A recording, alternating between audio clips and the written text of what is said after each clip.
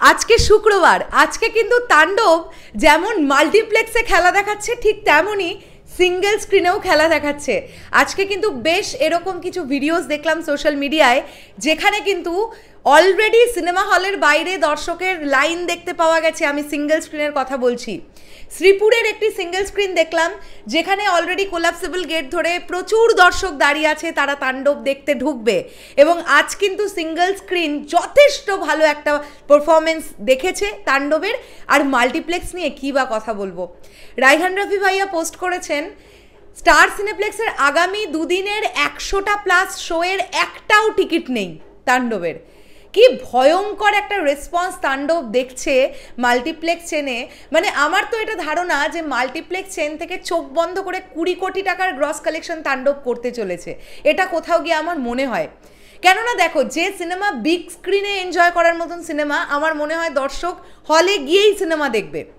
তাণ্ডব আমরা যবে দেখতে পাবো তবে বুঝবো সিনেমাটা কেমন হয়েছে। বাট দর্শক তো দেখে বলছে যে সিনেমাটা দুর্দান্ত হয়েছে।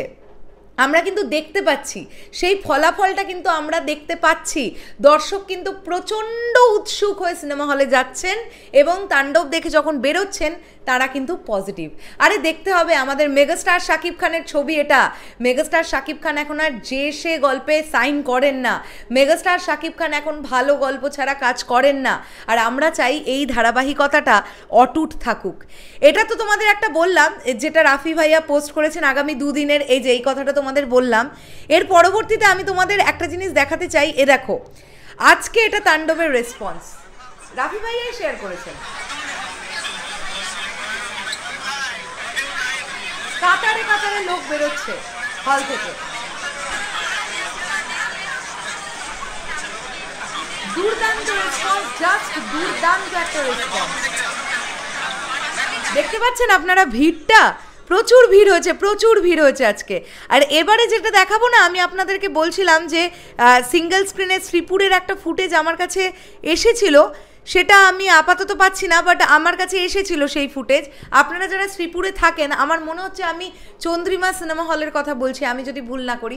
আজ কিন্তু প্রচুর ভিড় দেখা গেছে এবং ময়মনসিংহ ছায়াবাণী থেকে শুরু করে, এছাড়া ঢাকার মধুমিতা থেকে শুরু করে অনেক সিঙ্গেল স্ক্রিনে আজকে খুব ভালো রেসপন্স দেখেছে তাণ্ডব।